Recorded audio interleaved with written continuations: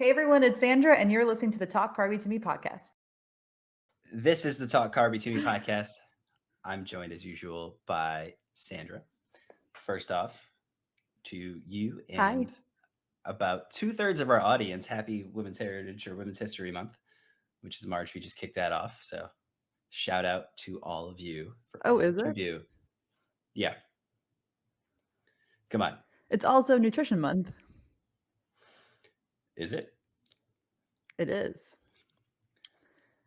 Matter of fact, on I don't know, I think the 7th, one of the days, it's Dietitian Day, which I should probably know which day that is. And I'm going to be featured by Pure Encapsulation. That's exciting. Yeah. Watch it be the shortest feature, and I'm calling myself out now for it. Everyone's going to be looking for it. I can't find it. It's going to be like the Y2K anticipation, and just the clock just changes to the next year and nothing happens. It's like, oh, all right. Yeah, super anticlimactic. Kind of like the Rihanna halftime show. Yeah. I called that she was pregnant. I was watching it. I'm like, this bitch is pregnant. And her little marshmallow dancing crew. Yeah, that might have been the most unimpressive halftime show, I think, of all time. Oddly, we haven't talked about it up until now, but that just seemed to kind of line right up there.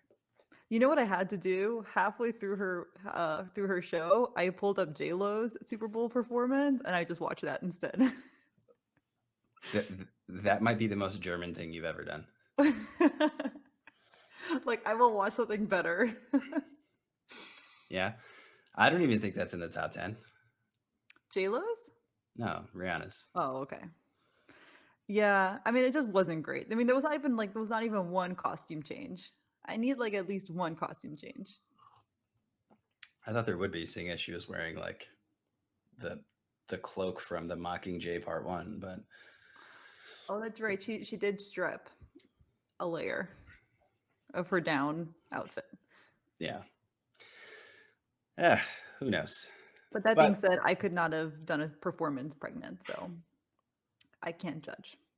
I mean, you've deadlifted pregnant. This is fair. I did deadlift pregnant. This is true. So shout out to women everywhere. Society loves you. About 70% of our audience, so the show and cast and crew of the show love you as well. Yeah, let me tell you, being a woman is hard. I think being a man is hard too, though. But it's definitely hard being a woman. So we appreciate you. Thank you. All right, so last time we got together, we talked about, we had the debate, obesity versus chronic illness. Is it a chronic illness or is it a choice? My DMs lit up a little bit. Oh, really? As many people did not agree with my take. That's funny because I did not get a single DM about it. Yeah, a lot of people did not. Well, I mean, you have you had kind of like the stance that it's a little bit of both. I can see points of that argument. I will always lie with that's a choice there. And yeah, it's depending on where the person is from a background standpoint, as far as profession and stuff like that, seems to be one of the issues. Because I also heard another podcast that one of the listeners sent me, where it was medical doctors discussing the same topic, which was ironic as they aired it, within a couple of days of each other. Not to be outdone, the Talk Carby to Me podcast. Excuse me. And it was very similar discussion to what we had, just with more chemicals involved and more medical, more chemicals, more of a medical side of it. Interesting. What was their outcome? It was about the same as ours. I mean, it is it's not really a debate you can win. It's a very thought-provoking debate. And if you really factor in everything that goes into it, you have probably millions of data points as far as, ways that you can interpret, kind of looking at the problem as a whole, how to solve it, what we need to do, and what direction we need to go in, because there are so many factors involved in that. Yeah, totally. And I think it's just so different from person to person. Yeah, everyone's got their view, their lens that's constructed by how they've lived their life, where they've lived, what they've had access to, what they haven't had access to. Yeah, totally. So one thing though that looking back, we did talk. Diabetes obviously comes in to a lot of the conversation around obesity and how to solve it and how to work with it and the approaches and stuff like that. So, what when you look at diabetes, you have like type 1 diabetes, you have type 2 diabetes. Like, take me through like what are they? And what's the difference between the two? Okay. So Well, we're very clear on that. there's different forms of diabetes. I should note that. So there's not just like one and two. Like, I don't know. Last when I was in school, there were seven, and like before this podcast, I like looked up like what the seven were again, and there's nine now. So it just keeps increasing our sugar problems. But your most historic ones are type one and type two. And type one is when it's from birth. So it's not something that you can change from a lifestyle standpoint or from an age standpoint or anything like that. But it's when your body can't produce enough insulin to control your blood glucose. So basically, your body just doesn't produce enough of a certain hormone. Okay. Um, Type 2 is lifestyle and diet based, where your blood sugar is still too high and unregulated, like in type 1, but it has other correlations to it. It's still from like not having enough insulin, because insulin will help control the diabetes again, but it can be that you're just not insulin sensitive anymore, that your body can't absorb it well enough anymore, you're not making enough, your blood sugar is too high. Like now we have other factors kind of playing into it. Okay. Yeah, and then we have gestational, but your pregnancy diabetes. I know you Yeah. didn't want me to talk about that necessarily, but I'm gonna slide that one in there as like another third common one. Oh, yeah, by all means, throwing all the forms of diabetes. Yeah. So in the same vein, I believe in transparency. So with a podcast where we talk about carbs in a very positive way, because carbs are your friend. My carbohydrate experience of the week, which I think I'll start discussing a little bit more. I had some crumble Oh. cookies. Oh, like from the plates crumble? Yeah. First off, shout out to crumble cookies. Whatever's going on at that establishment is phenomenal. Like, there's magic happening there daily. I just want to say that. But I'm a fan of mint chocolate chip ice cream. Ooh. I take huge offense to people that think it tastes like toothpaste. Oh, that's just not a good flavor. But It's not my carry on. it's not my favorite flavor, but it's probably, it's up there. It's up there. But if I had to pick one, and that's the hill that I'm going to die on, I'm going mint chocolate chip, and they have it in cookie form. Which, Mm, as I was eating the cookie, I was very confused. really? It felt like I should be eating ice cream. It felt wrong, but also so good in certain ways, and it was like a journey. And me, as someone who my diet usually doesn't have a lot of processed sugar in it, or sugar at all for that matter.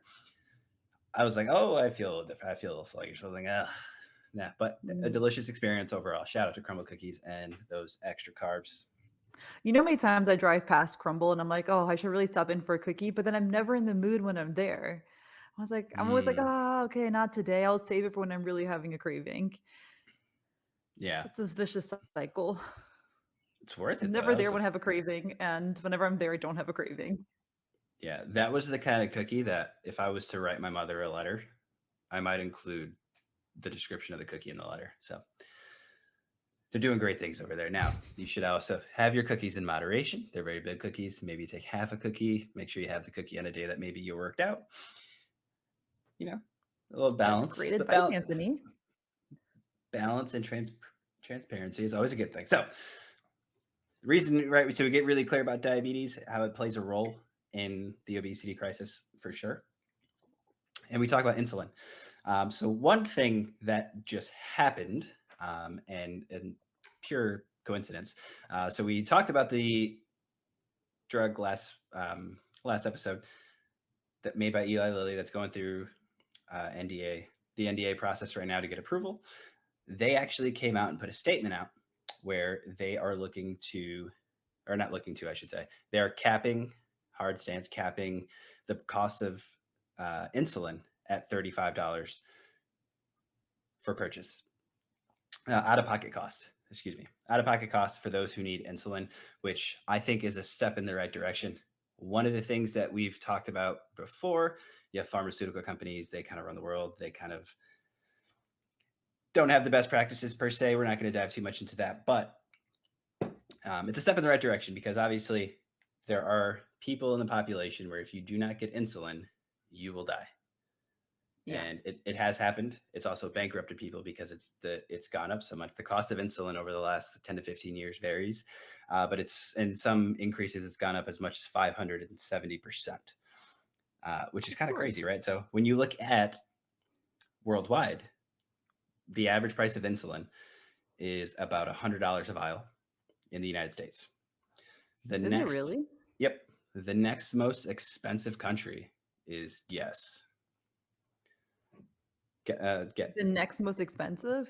yep, number 2 on the list of or most expensive insulins. Oh shit, I have to really think about this one. Okay, give me a continent. It's Eastern. Russia? No, I actually didn't see the Russia data. Oh, East? Okay, I don't know. So You're gonna tell me. it's Japan at $14 a vial, Really? followed by Germany. I want to say it's 13 or 14, and Canada at $12 a vial. Yet But in that's the a unit, big difference in price though to the United States, like 12, 13 versus 100. yep. So it's a step in the right direction where we have one of the three major manufacturers who make insulin capping it at $35. A lot of this comes from pressure from Congress and from the White House saying, hey, this is something that's needed. We shouldn't be bankrupting people. So they put it into the Inflation Reduction Act, which is a good thing, right? Step in the right direction. The one thing that is a little unfortunate is it only applies to seniors on Medicare. So Mm. won't apply to folks if you have diabetes and you're loaded and you have private healthcare insurance. But hopefully that sets that industry up where it can start taking those steps as far as getting into, hey, like you will die if you don't have this. Like at least throw somebody a bone. But let me just say though, like, yes, they're reducing it to $35 a vial, but that's still expensive across if you think about how much it costs in other countries. Oh, for sure. You know what the cost is to the manufacturer for insulin? Like a dollar. $10 a vial. Oh. They're selling it at what's that, 1,000% markup? I mean, it's disgusting. Let me just say that. I don't know. The whole healthcare system in this country just blows. Yeah. Further fun fact when we talk about healthcare and that kind of get on the topic of pharmaceutical companies and our healthcare system and how it kind of works and the effect that it has on people.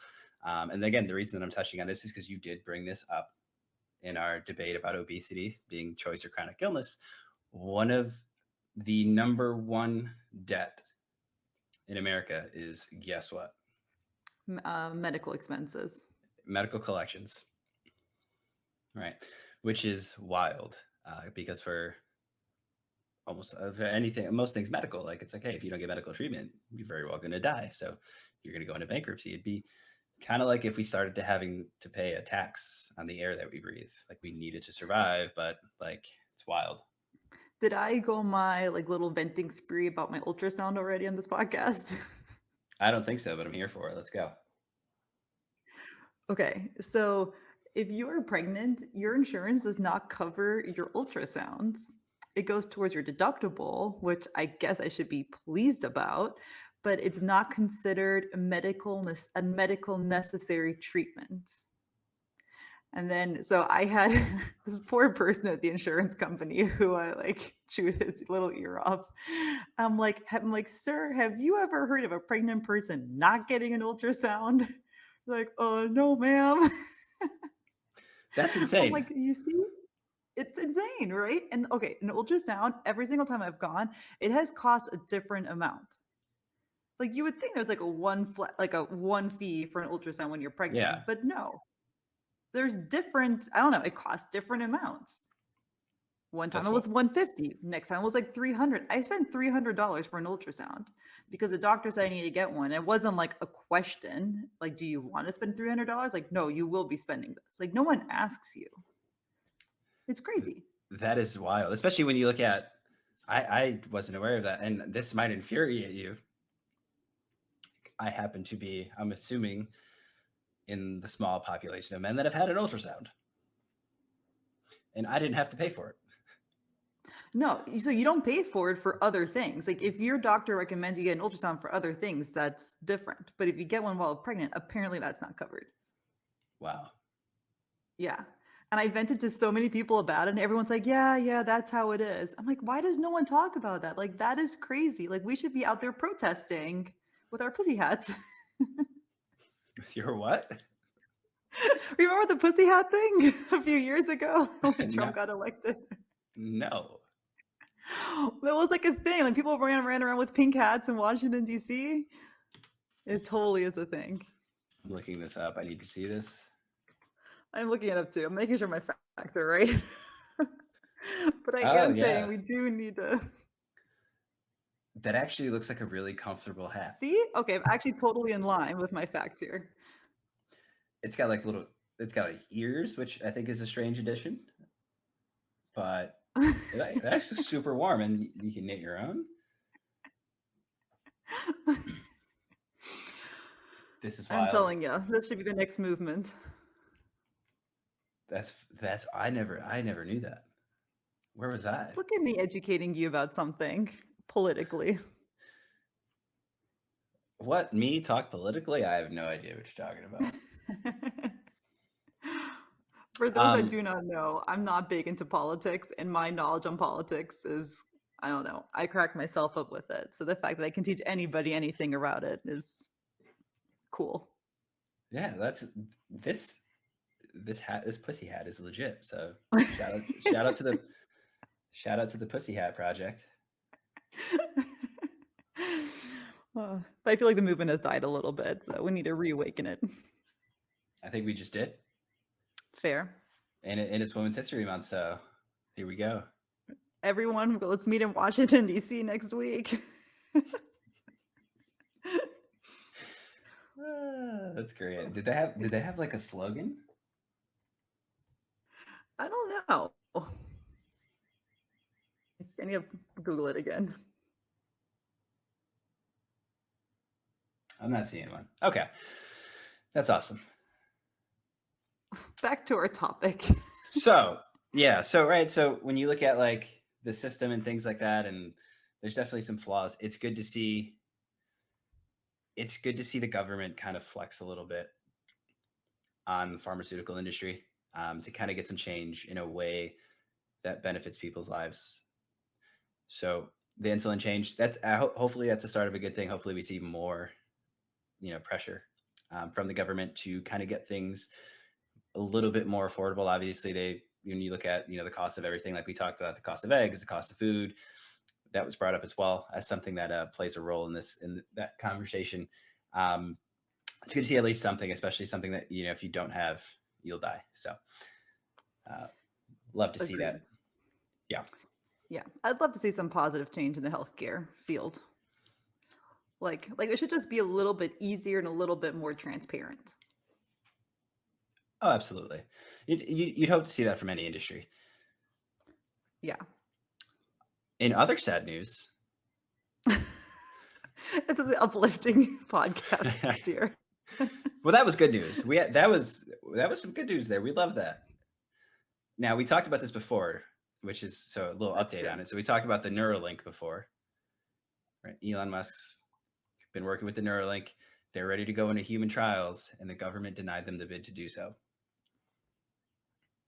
So that project gets tabled for now. Can you do just a brief synopsis of what the Neuralink is? The Neuralink, it would be like installing a computer chip in your brain. I'm with you again. So you can obviously have, my understanding of, you can have some form of application, kind of like what would be like if your phone was just in your head and you can access it that way. But also you can use it for speech, dialogue. People who don't speak now, they'll be easy to communicate better. I'm sure you can use it for a wide other range of stuff. But that will be tabled, at least for now. So they will not be going ahead with human trials. So if the government denies to do human trials, and I don't know the answer to this question, could he still just say like, "Oh, if you wanna try it out, you know, like voluntary surgery," like, could you still opt to do it and it just not go that way, or can you get sued by the government then if you just went ahead and did it anyway? I want to say him being not allowed to by our government would mean that that would make it illegal. So I would assume that would have to be done outside on foreign soil, Mm, but where another government would approve it.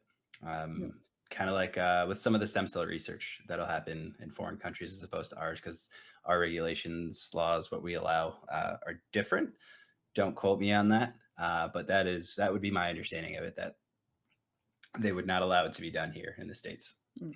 Yeah, that stem cell stuff is pretty strong though. Like I'm sure like I know it's been changing a little bit here, I think, but that's the new wave of medicine, I think. Stem Well, cell. so I was listening to a little bit of a TED talk about it, and they're to the point now where they can extract like you go see scientist or a doctor with, I'm assuming a combination of both, and they can extract cells from your body.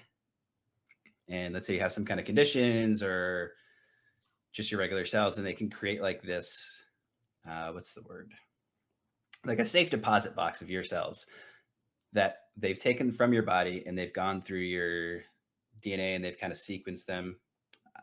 So if there's a defect or they're damaged cells, they can repair them, get it back fully healthy. So now you just have the supply of healthy cells. So in the future, should you get hurt, injured, you have a condition, I believe I think they believe that it would be able to help with cancer patients, and things like that. A lot of degenerative disorders, they could help. You just have cells to pull from that are specific from your body that were taken and put in a lab and stored and perfected. So Let me actually share with you something around that if I may. go for it. Um, so when now the new wave is when you are giving birth, you are asked if you would like to store your cord blood from your newborn, and basically have it be put away that in the event that your child would ever need it, it would have readily available stem cells that work in line with, that are his already or hers. The prices are like a little bit too expensive though, so we chose not to do it. But I think that's super interesting because there are a lot of people that are choosing to store their cord blood for that specific purpose. Interesting. Yeah. What's the going rate for cord blood?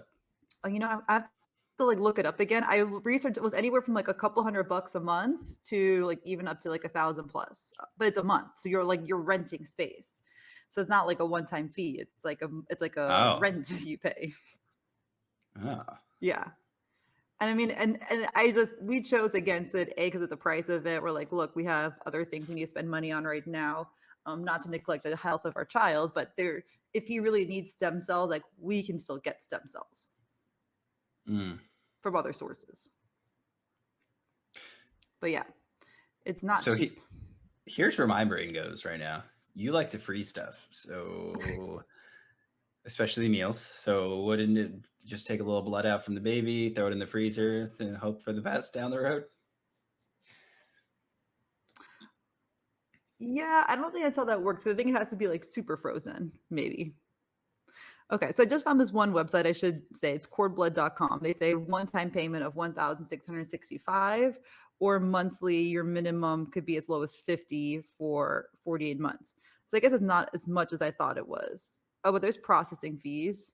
Oh god. Okay, it adds up. I don't know. That sounds like a lot. That's So too complicated. Yeah.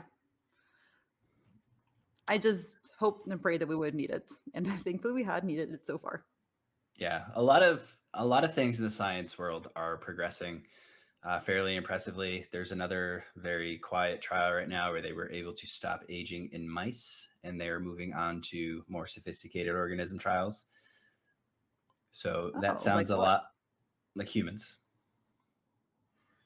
So as far as Oh. like if you have some kind of treatment, and there's not a lot of data out on this, other than the headline, but they have apparently found the ability to stop the aging process. Excuse me. Not That'd sure be how that. great. Yeah, not sure how that would affect.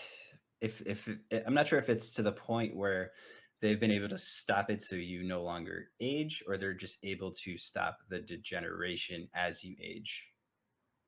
It wasn't very Mm. specific on which it is. I mean, if we could find a way to stop my aging now, like I'm happy with my appearance as is. I could be like this for the next 30 years.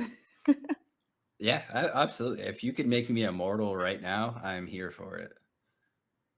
Yeah. I think it'd be weird if we were all like immortal though, but there'll be a lot of people on this planet. But I guess that's like the age-old discussion, right? Yeah, yeah. So you're going to touch on something as we go through these diets. So today, what we kind of want to dive into, reason we're diving into this, because on our last poll that we posted, this was one of the topics that came up: myths and debunks of, and pros and cons as well, of some of the most popular diets that we have. So we went ahead, did some research on some of those diets, and we're going to go through a little bit of what we found, and we'll shed more light on each diet, what we think, are they applicable, what are some benefits, and some other stuff as well. Love So it. first, number one popular diet right now is the Mediterranean diet. Right. So Sandra, what are your thoughts on the Mediterranean diet? Yes. Okay, so I've actually done a lot of research around the Mediterranean diet for various different projects. It's been the leading standard of health of dietary health for I don't know a lot like past for sure 5 years, if not longer. It is the diet that across the board, across different studies, has always yielded the best results. But here's the thing: if you're going to research like what exactly is the Mediterranean diet, like if you're trying to figure out like how many, like what percentage of your calories should come from fat, from carbs, from protein, if you're trying to have more of a specific breakdown of what foods are considered Mediterranean and what not, like we all have like a certain idea of it, but there actually is no like actual definition of it, which I find interesting. So we all have like this like very loose interpretation of what a Mediterranean diet is. Like we all think of, like Italy, Greece, like we're thinking of like Mediterranean countries, right? That eat like, olives and olive oil and have fish and have like leaner cuts of meat, right? And lots of vegetables, legumes, like healthy grains, right? So we're thinking of like all of those things, but there's actually no set definition. Um, which I find super fascinating that there still is so much research around it. And then, within every diet, and within every research project, the diet has like its own little definition. But definitely love it because it has improved me wrong or why it would be bad. And it seems very well balanced. Yeah. Yeah, it's definitely you get the 10 points to Gryffindor for it being a balanced diet. It's pretty sustainable. There's a wide range in it, and it's one of the knocks on it too can be that if you were to go to Greece and just eat their food, it's very different than when you see the Mediterranean diet advertised, right? But what you do know, and you touched on it, right? The quantity of healthy fats in there plays a huge role in the overall health of your body. Also the focus on fresh vegetables, fresh fruits, whole grains, whole foods. If you've been paying attention, and you hear us talking all the time, whole foods seem to be very important in just about any diet that you put them on. This is one of them. Uh, Obviously, you have your healthy fats in there with the olives, the olive oils, healthy fats as well with like there's more feta cheese and things like that, which is going to be a healthier form of that product. You also have the fat found in fish, and most of the Mediterranean surrounds the Mediterranean Sea, which you'll have a bigger access. Obviously, if you're like in Kansas, it might be a little tougher diet to follow, but if you're coastal, it's worth a shot. The one thing, Oh, if you live in Kansas, we're sorry. yeah. Well, Kansas, you're gonna have. We'll get to your diet, but one thing that can, if you purchase seafood, especially lately, Whole Foods and stuff like that, and you touched on this before, not everyone has access to like a very very good from a food selection standpoint grocery store, as they can be a little tougher to find in some areas. It can be a little bit more expensive, which now obviously is a concern. So if you're going full, there. I think the key takeaway there is people on this diet have a lot of long-term success with health markers and a reduction in heart disease and stroke being one of them. Include some healthy fats in your diet. Your body will love you. Yeah. I think like the Mediterranean diet's kind of like the absence of modern food slash processed food. Yeah. Like it basically includes everything else. Yeah. Yeah, pretty much. And it's still different to the paleo diet. Yeah. So, getting into the paleo diet, right? Oh, Paleo look at short. me transition us. What a transition. So, paleo diet, which comes from the Paleolithic diet, coming from the Paleolithic period of time, is a diet where it mimics what our ancestors ate. So this is the Liver King. No, I'm kidding. Um, Basically, the basic concept, and correct me if I'm wrong here, is your food selection would only come from foods that were available in the Paleolithic period. Correct. So back in the Paleolithic period, which the date eludes me, but Same. we did not Long time have ago. processed foods. So anything processed, that's going to go out the window. It sounds a lot like you're going to be eating a whole food diet once again. Ding, ding, ding. The only difference now is you don't have to hunt for your food. Yeah, this is true. But you must exercise to make up for it then. Yeah. I'm kidding. What? Just being sassy. Yeah, you have to go hunt. You have to throw spears now. The one of the knocks on the diet is it eliminates entire food groups entirely, so it's not as balanced, right? So you will have no grains, you will have no dairy, you'll have no legumes.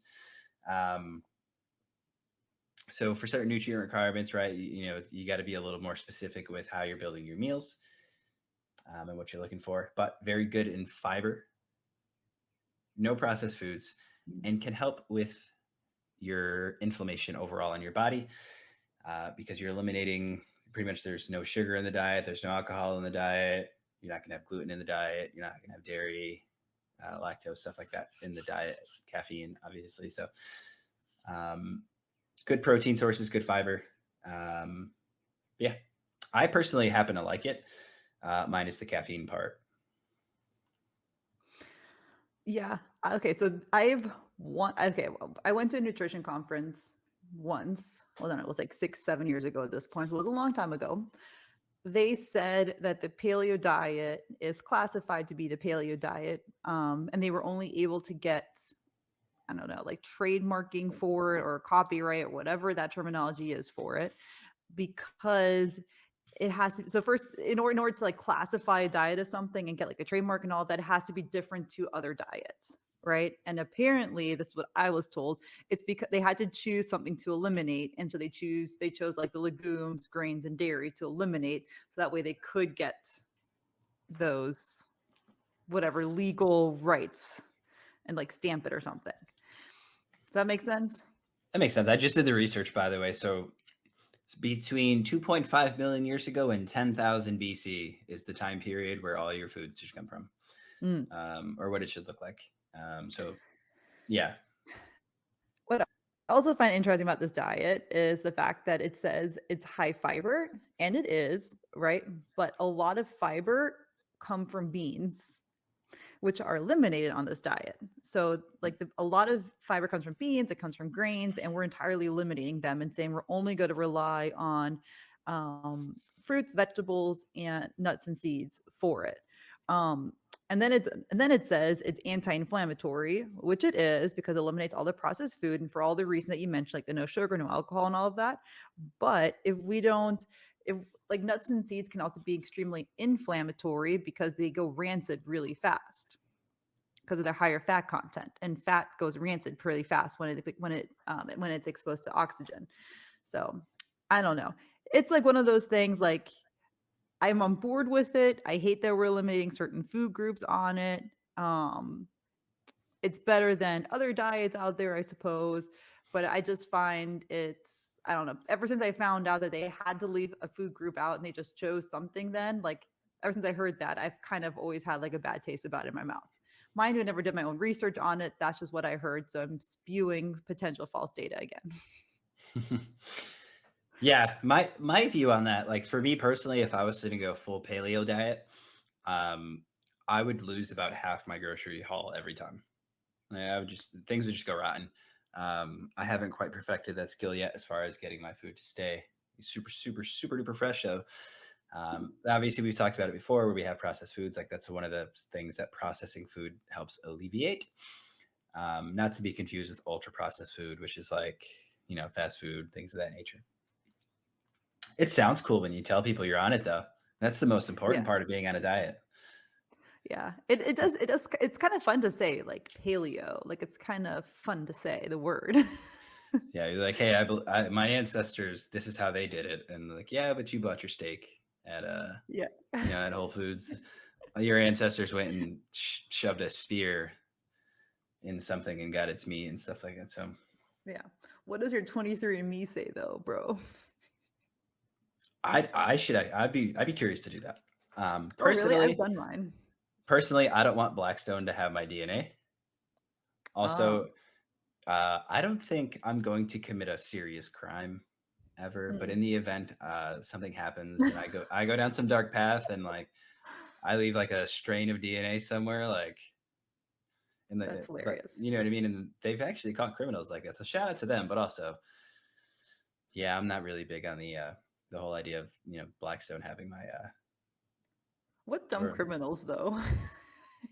Like, if you committed a crime and yeah, you're gonna get your DNA. yeah. People crack me up. No, I did mine. I loved it. But fun fact, in Germany, they don't allow this kind of DNA testing, specifically for the reason they don't like, I don't know, it's like a privacy thing. It's like a big discussion point that people like us in America, we like send our spit off somewhere and have someone has our DNA. It's a privacy issue. Well, that's because here in America we love to label things. Yeah. And I'll leave that there. So, Yeah. moving on, number 3 on our list is the ketogenic diet, probably one of Mhm. the most marketed diets in the history of diet culture. Yeah. So, why did the keto diet get invented? What created it? So the original diet was the Atkins diet. And there's actually like some historical data that he found showing that people who eliminated like grains and mainly carbohydrates, that it actually alleviated epilepsy. And that's really where the Atkins diet came from. And then people started realizing they can also lose weight on it. And it actually died off for a little bit. And then the keto movement brought this diet back again. So now we have this back. Again, still leads to like the rapid weight loss. We're eliminating a lot of carbohydrates. We are no longer fueling our body's no longer really running on glucose, it's running on ketones. I'm going to just leave that as a very loose way of saying it. That's not entirely accurate, but that's basically what it is. Um, and yeah, I mean, it's definitely fascinating. It's a high fat diet. So it's basically you're only eating like 20% carbs, the rest come from meat and fats and etc. The coolest part for me about the ketogenic diet is the positive mental health effects that it causes. So people that are schizophrenic, people even with Alzheimer's, actually, people with dementia, that's a little bit different. Alzheimer's, dementia are a little bit different, but they found tremendous relief from being on the ketogenic diet, which to me is the most fascinating aspect of it. People that have been claimed like crazy, they go on the ketogenic diet and all of a sudden they like become themselves again. And there's so many stories out there like that. I find that the most fascinating thing. Yeah. I like the fact that it's one of the although it's not marketed this way, it is a diet that primarily has a medical intervention type thing through nutrition as opposed through medicine, which I'm personally a big fan of. I hate how it's marketed because if you are part of the ketogenic tribe, carbs are bad for you and carbs make you fat. So Yeah. Also, too, I think the new, like the modern take on the ketogenic diet includes a lot of processed foods. like the keto cookies and the keto this, like all of a sudden all these like keto processed foods. And it's like, okay, you're keto, but you're not healthy still. Cause like, what the hell are you doing? Yeah, for sure. And the diet's certainly delicious. You look at some of the meals and stuff like that. Hopefully, you're if you're on the keto diet, you're doing it for the right reason. Also, you're doing it correctly. Also, you have the guidance of a nutrition coach or a dietitian. And so when you look at obviously your body, and this is an oversimplification, as Sandra stated, your body switches to using fat as its energy source instead of carbohydrates. What is the number one issue with people who go on the keto diet and don't see any change in their body? What is usually the thing that's happening? And probably still just eating too many calories. Is that what you mean? Like in terms of like weight loss, or you talk in terms of like health? So in terms of like in terms of like overall health, like what's one of the things that most people when they say they're on keto diet miss out on as far as like having that switching that energy Oh, system? okay. So a lot of times people don't actually like in the beginning, you do have to like count your macros. You know, you have to know if you are going to be in a keto state, and you have to do like the urine stick, Yes. or else like you're not going to know if you're in ketosis. So some people think, oh, you know, I'm on the keto diet, and then like you look at their diet, and you're like, you might have cut your carbs, but you're not you're not in ketosis, buddy. Yeah. So if you are on the keto diet, you will have to test your pee and you will have to count your macros in the beginning. As your body switches, you're probably also going to be fairly miserable because you're going to be craving energy, glucose, and your body isn't adapting right. So as you want to test your pee because you want to find the point at which you know you're in ketosis, so that way you know the amount of food that you need to eat. Yeah. Ultimately, we know total weight fluctuations are a balance of calories in versus calories out, regardless of the food that you're eating.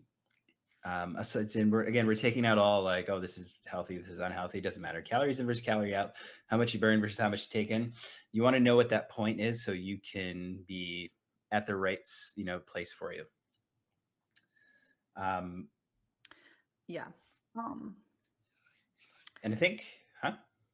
I forgot what I was gonna say. No, that's fine. I I was think I gonna think say, that's yeah. that's kind of a big part. I think Sanders touched on a great thing. You look at these marketable diets. So if you have the ketogenic diet where you're really not eating carbs, I'm a company, I make food. How do I make food for someone who's on the keto diet? I now have this keto cookie. Like, oh, I can eat cookies because they're keto, yoo-hoo. And a lot of times you'll see, those ingredient labels, which on the next diet we'll talk about a lot. Those ingredient labels, they look kind of crazy. Yeah. I mean, I'm definitely like I think the ketogenic diet can be very, very helpful for so many people. But yeah, as you mentioned, like make sure you're doing it with guidance. And also too, you will experience not everyone, but most people experience the keto flu when your body starts transitioning over and you need some electrolytes. So take some electrolytes. So you'll feel a little bit better. Yeah, and things can start to smell funny as your body is transitioning. Yeah. Don't take my word for it. Just Google it, and uh, it's got a funny name, but I've tried multiple times to go keto, and the transition was just too hard for me, and I wasn't very determined. I'm like, I'm okay. yeah. All right. So next up, you have the vegan diet, Huh. which, as Sandra burst out into laughter over the vegan diet. I think the vegan diet is a great diet if you believe, based on your beliefs.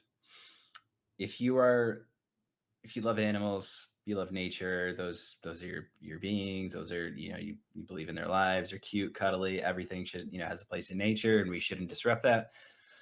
Sure, go vegan, go for it. I totally support you in every But single that's way. If bullshit. Sorry to cut you off. Well, we talked about this when you were saying the humaneness about the chickens, and I was like, people will never view chickens the way they view their dog. That these people actually do, and I hate to say these people, but people who are on a vegan diet, typically, if you're a full believer, that's what you believe in. They're an animal. You get choked up at Charlotte's Web, which is a devastating movie. That should not be a children's movie. They need to make that rated R. Um, and maybe that's a topic for another day. But yeah, so the vegan diet. I'm a big believer in a balanced diet. I can see the importance of eating vegetables and having a lot of vegetables in your diet. You'll have more nutrients, you'll have more fiber, you'll have less inflammation.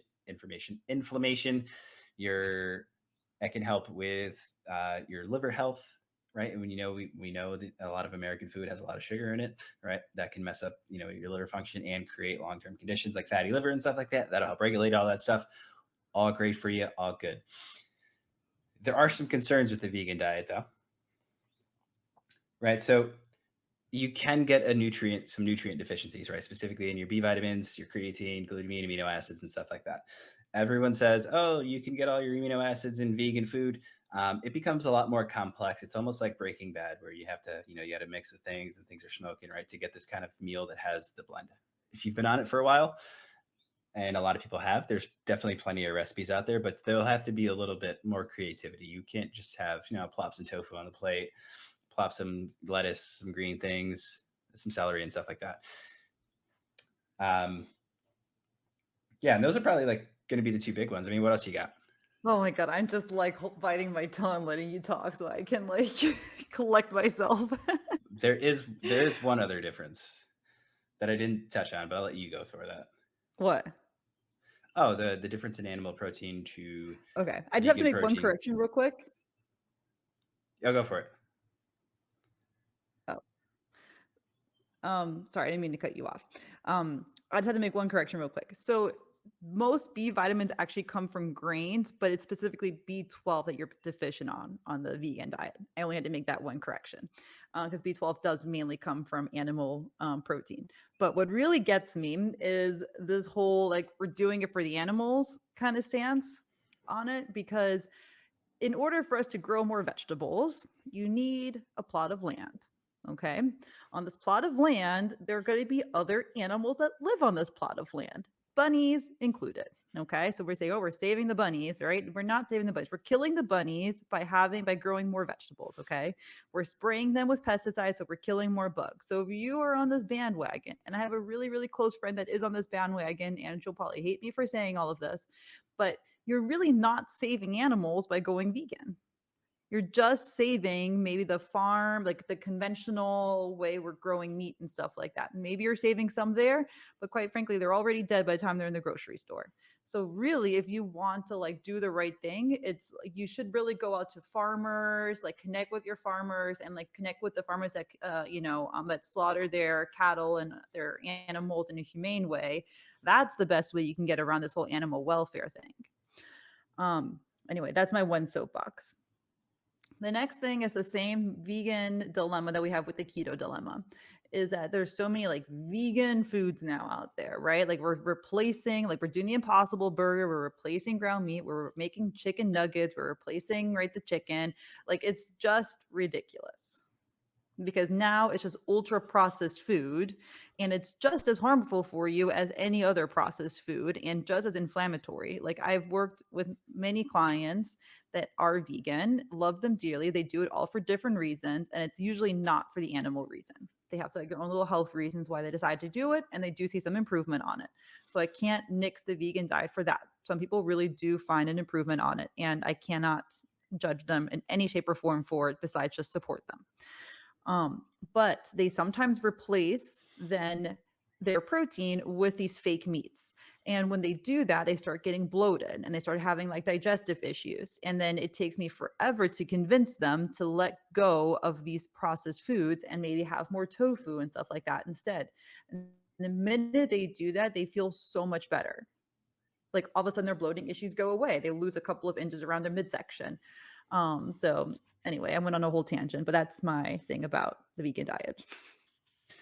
The thing that I find fascinating about it is Impossible Meat is the most processed food in the history of like food. Yeah. That might be it. Obviously, there's some hyperbole there, but it has so many ingredients in it. It tastes good. It smells like meat. It cooks like meat. It sizzles like meat. Sure, if you're gonna be vegan, just eat. Just don't. Just have a lot of vegetables and eat. You want a burger, eat a burger. Don't go get Yeah. impossible. Now they have impossible like the Beyond Sausage. They're making shrimp. They're making lobster. They're making fish. It's disgusting. Like, It is. And but and you just can't boast that you're being so much healthier by choosing those things. Um, but if you're doing it the complete correct way, right? Like, you're really paying attention to that you are getting enough protein in and like whole food ways and all of that, then I really can't fault it. As long as you're supplementing with it. And that's super important. So you have to supplement with it. But it's just become like a cult a little bit. Like people like that are vegan or a carnivore, which we're going to talk about too, like it's like a cult, and like they are so adamant that their way is the right way. And in the end, like I think all these diets are just tools in people's toolboxes of how to make their health better. um but yeah, anyway, I'm done ranting now. yeah, I love the rant, and some people choose it as like their tribe, their cult, and they battle against the next community we'll talk about. But just to put it in perspective, I'm on the Impossible Burger website now. Here are the ingredients for their burger. Ingredients: water, soy protein concentrate, sunflower oil, asterisk, Awful. coconut oil, natural flavors, but does not say what, 2% or less of methyl cellulose, cultured dextrose, food starch modified, yeast extract, soy leg hemoglobin, salt, mix trochoferols. It's an antioxidant apparently. L-tryptophan, soy protein isolate. Just awful. Further note on the label contains soy. And that's going to get you 13 grams per serving of fat, 9 of carbohydrates, and 19 grams of protein. Yeah, I mean, it's just awful, this product. Sure, you Yep. get some protein, congratulations. Yeah. Whereas if you look at, if you were to go get some grass-fed beef, you got like 3 ingredients on that thing. Hopefully, if maybe hopefully it's just one, but yeah, Yeah. I was gonna say hopefully. I personally like my beef loaded up with give it a little trend, like those massive bowls you see, and Little extra antibiotics in there. yeah, that bowl must have been eating its Flintstones gummies. But anyway, as I said, if you find whatever relief on a vegan diet, I cannot fault you for it. But you heard my rant. I rest in peace now. Furthermore, one final thing: this is not written into cognition, I guess, in the terms of this is a believed fact. However, there have been studies that show that vegans can sometimes have a lower bone density than people who eat animal protein. But that is newer research. But they And don't have it's, calcium. yeah, and it's not necessarily one of those things where it's like, hey, this is a fact, but it would look likely that that is the case. So, very careful when you look at your diet. Also, take a look at your friends. How many of your vegan friends are in shape? So if you're viewing this as a weight loss thing, just because you're on a vegan diet does not mean that the rules are different, and it's easy to suddenly stay calorie restricted. Yeah. All right, the next one, and I hear this asked all the time: intermittent fasting. Oh, I thought you were gonna like start the carnivore diet. Okay. I'm glad we're Yep, having a little buffer diet in it between. would have been too easy to just channel the fire from that to the carnivore diet. So let's talk about some intermittent fasting. Yeah. Okay. I am a big fan of intermittent fasting, to be honest. I don't think you should fast for longer than 16 hours. 16 hours seems to be like anything beyond that just seems to have more detriments to your health. So I don't know. It's a really great tool to help with weight loss. It's a really, really great tool for people that have issues with their gut microbiome, that might have some dysbiosis slash overgrowth of certain bacteria in their gut. Helps really regulate all of that. Helps with bloating. So any like digestive issues, a lot of them seem to get better with intermittent fasting. So I'm a big fan of it. But again, it's not for everyone. But at the end of the day, The only thing that I can say with intermittent fasting is if you're trying to do it for weight loss, at the end of the day, calories in, calories out still matter. So you could just be doing your intermittent fasting and not lose weight if you're still eating the same amount of calories. But also, like, yeah, it's hard to eat the same amount of calories in the shorter time frame. But yeah, big fan. So why does the intermittent fasting diet work? So your gut does has two different modes. There's like the digestive mode and then there's the non-digestive mode. So your gut does two different things and we're learning more and more that your gut plays huge amount of role in cleaning things up in your body, processing things, even makes melatonin when it's not digesting. So your gut does other functions besides just digesting food, but it can only do those other functions if it's not busy digesting your food. So the old school way of saying, "Oh, you should eat every 2 to 3 hours," it's that part is no longer really ringing to be true. Okay. So what would you say to people that say intermittent fasting is another way of saying skip breakfast? I will say, like, I'm not the person to be like, "Oh, you have to eat breakfast." I'm really not that dietitian. Like, if you prefer to not eat breakfast and you rather have your calories later on in the day, I don't have an issue with that. So to further simplify, what about if it's all it is just taking one meal out of your day? I mean, if you're overeating anyway, maybe that was the calories you needed to shave off. Yes. The Um, reason, in my opinion, I'm not a fan of this diet for multiple reasons. One reason is all it is just taking a meal out of your day. If you can't eat 4 to 5 meals and have that in a nice nutritional balance, right? Or you can't control your eating habits, or you have poor nutritional choices. You don't plan, you don't prep ahead of time, and now suddenly you're just like take one of those away. Now you're going to be hungry. Like that's going to throw that off a little bit. So that's two answers in one. But also, you're really just taking a meal out of the day. Like if you have 24 hours in a day and you're going to spend 8 of them sleeping, that's going to leave 16 hours. You can't responsibly eat for 16 hours. What makes you think that you're going to be able to responsibly eat for 8? okay, so if I can interject. Go for it. When I'm coaching people that are interested in doing the intermittent fasting piece, or I think it's like they could benefit from in any way, I never start them off on a 16-hour fast. Like we start off, like I look at, okay, like from what time to what time are you currently eating? Oh, you're eating from 7 a.m. until 10 p.m. Well, why don't we first start from eating from 7 to 7? Now you have a 12-hour fast. And then we started working our windows and we just kind of find that sweet spot that's for that person. But if you do it drastically, and let me tell you, I have done it drastically where I'm like, I will just do like 16-hour fasting and I'll do that for the next couple of weeks. You will feel miserable on that. So you have, like, my biggest advice is you have to do it gradually. And if you do it gradually, then you're really not skipping that many meals. But as I said, I do it mainly for health intervention purposes, and some weight loss purposes, because some people just live off that late night snacking and that just helps them cut it out. Um, but yeah. Okay. Yeah, I mean that stuff all makes sense. I mean, I've tried the diet before personally. I was miserable until it was eating time, and I would stop eating at 8, and I wouldn't eat till noon the next day, and that was just not the Oh, vibe.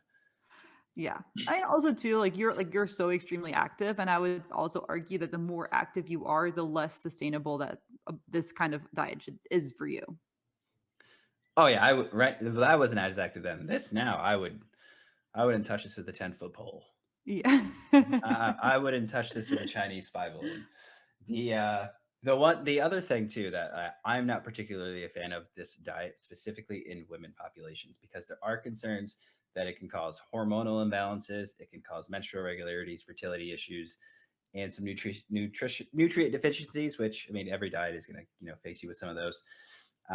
But with the obviously, if you're hungry and you're starving and you're stressed out about eating and stuff like that, that's going to mess with your hormone levels even more. And research does show women can be a little bit more susceptible to hormonal changes within their body that will have issues with their reproductive system, their menstrual cycles, and stuff like that. That would be the one stipulation that I would lean to as far as like maybe depending on the person. Yeah, honestly, that's a very fair argument. That is 100% true. Yeah, that's why, like, I think, like, people, like, women are really good at doing things so extreme when it comes to food. Like, they're so good at it, and that's why I think, like, with anything that you do, you have to do it gradually, especially as a female. So I think that's really cool that you brought up that point, because exactly for that reason. Yeah, that's usually my concern with it. But some people have had success with it. I think for some people it can be a mask on, hey, don't eat cake at night. It's like I'm intermittently fasting, which sounds way better than I'm not eating. Like it's that whole thing where it's like if you restrict something, you're just gonna focus on it. So I'm gonna give you something else. So just like don't think of a Fair giraffe argument. wearing a hat, right? If you Yeah. just heard me say that, everyone's thinking of a giraffe wearing a hat right now. So you're not going to comprehend the negative. So if it's like don't eat cake, all you're going to think about is cake. So it's just giving you something else to focus on, and it's reframing that. Hey, maybe not snack in the middle of the night. Yeah, then this I would not be for that person. Yeah. All right. Cool. Going into our final diet that we'll talk about. We've talked about this diet before. We're talking about the carnivore diet. Dun, dun, I'm dun. per- I'm personally a huge fan of the carnivore diet. So I think the last time that me and you talked about the carnivore diet, I told you that I was looking into the carnivore diet and trying to like get started, trying to play with some things. So for the last couple of months, 90% of all my protein sources have been red meat. How do you feel? I feel like I'm made of iron. You're Pun probably not wrong. pun intended. Um, I had significantly better pumps. My workouts were significantly better. Now, keep in mind, so what the carnivore diet is, it's a diet where all your food comes from meat, obviously, hence why it's called the carnivore diet. So, beef, poultry, fish is part of that family, right? You can have fish in the Yeah, carnivore diet. and so is Yeah, dairy. yeah, yeah.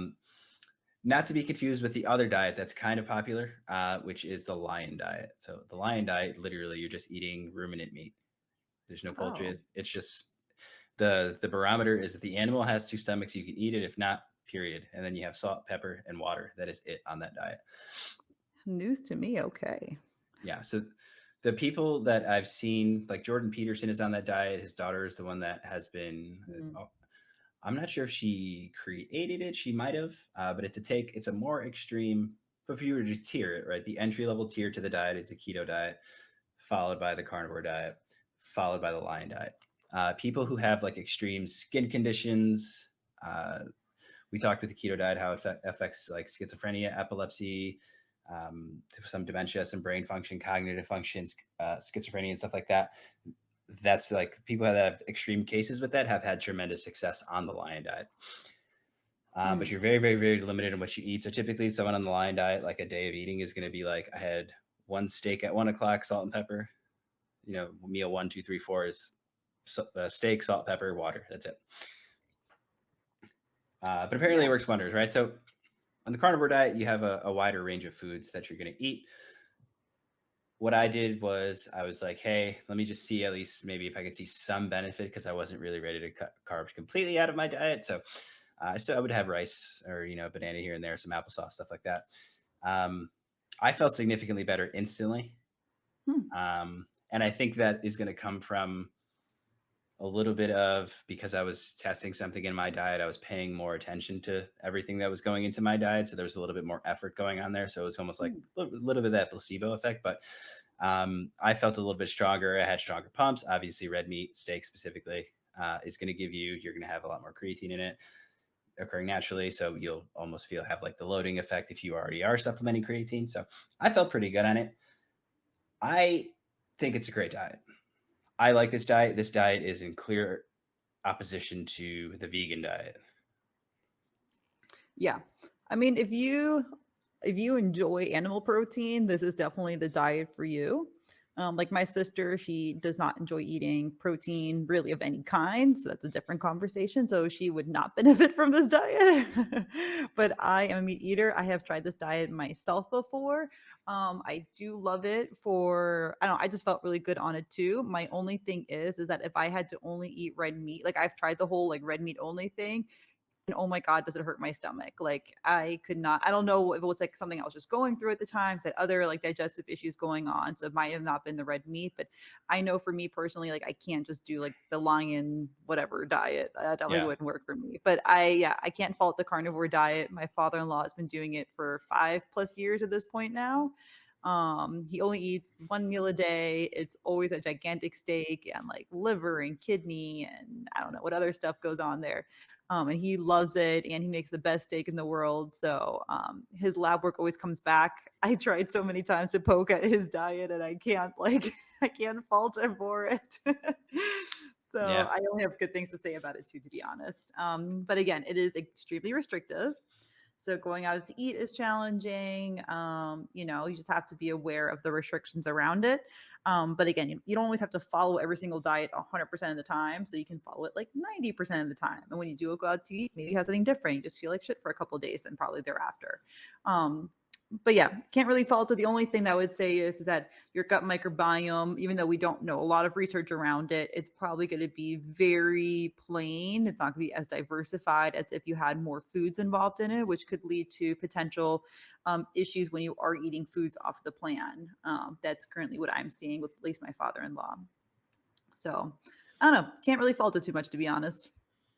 Yeah, it's definitely fascinating. I mean, it doesn't have as much research going into it as far as studies and outcomes and things like that. Mhm. We mentioned before there was a study that debunked the red meat will give you heart disease, cancer, lead to diabetes and stuff like that. So that might be one of the reasons it's gaining popularity because people are now more uh, They're like they less now afraid. they're less afraid. They have a proclivity to go out and try this diet. So a lot Yeah. of people have been having success. I personally dabbled in it a little bit. I will go to a full carnivore at some point just to go for probably 2 to 3 months just to check it out, see how I feel. So more to come on that, but yeah, definitely some good stuff coming out of that. And I would say definitely if you're on the carnivore diet, supplement a multivitamin. I know Yeah, I would a say lot of that's people fair. do. I think that's a safe bet that no one's really going to disagree with. But Yeah. yeah, I think that's very fair. And I also think the other argument that I have against it would probably be the lack of fiber in your diet. I don't really know. I don't think we know yet what the consequences of the lack of fiber actually causes. Because lack of fiber can cause like colon issues. It can cause just like digestive issues too. So that part we just don't really know about yet. yeah, So I don't know. We'll have to stay tuned. yeah. You'll be our guinea pig, Anthony. This episode is sponsored by colon cancer. Go to your Yeah. doctor and get that checked out. Let us know. Yeah, that's. I'm like 6 years away. Don't you? Isn't man? Don't you just? Isn't that when you're supposed to get your colon checked? And when you turn 40? Colonoscopy? Uh, I think uh, so. 45? are there ways to check your colon without a colonoscopy? I don't think so. Unless you did like maybe an ultrasound, but you don't really get to see what you need to see. Interesting. So, I don't know. funny This story. And going from that topic to me saying, "Hey, funny story." Last fantasy season, fantasy football season, uh, I was trying to get my league. My league commissioner operates like it's 1974. Like he's a great friend of mine, but like it's the guy's not a. It's the most conservative fantasy league of all time, and I don't mean that politically. I just mean that from like the sense of like it's like the first rules ever. It's like we're reading the hieroglyphics to go through the rules on what we can and can't do in this fantasy league. So he's been getting better about it. So I was trying to install a punishment. So the person that comes in last place, you either can get kicked out of the league. That they didn't like that one because we like to keep the league together. It's a very big league. I was trying to push for if you come in last place, you have to get a voluntary colonoscopy. Oh my god. Did that Yeah, work? it did not work. Mind you, I was so comfortable doing this because in this league, I know these guys. I've never come in last place, so very confident in that. But yeah, that's I don't know why my brain just went there. But yeah, I was trying to make that happen, and for obvious reasons, no one wanted to get a little dicey on that. So maybe Well, next I year. got to witness a colonoscopy before, so that was fun. Was everyone having fun, or was it just fun for you? Well, I don't know. Like as a patient, you're knocked out, so obviously you don't really know what's going on. But um, It is definitely, well, I guess his colonoscopy wasn't very fun. They didn't find some good things in there for him, but it was fascinating for watching purposes.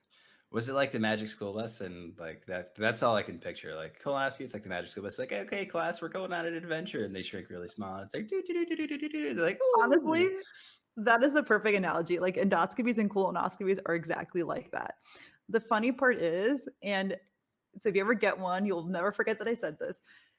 Your subconscious is still awake though. So you're like swatting the doctor away the whole time, endoscopy and colonoscopy. Like you're trying to pull the stuff out of your butt or out of your throat. And the nurses and the doctor have to talk to you, be like, Anthony, stop doing that, Anthony. It's okay, Anthony. And you respond to it. Like you kind of chill out for a second. Interesting. Yeah. Fun fact.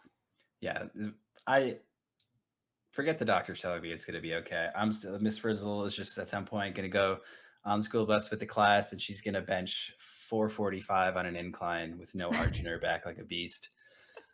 Shout out to that popular meme because that happens on that show. That's But hilarious. yeah, so here's my question. So we just went through those diets. Which diet, if you had to rank your three, one, two, three, of those diets that we just talked about, what would you rank for someone looking for weight loss? For weight loss, probably the Mediterranean diet's number one. Probably number two, I would phase in intermittent fasting. And then number three, I'm kind of stuck between like the carnivore and like maybe like a paleo.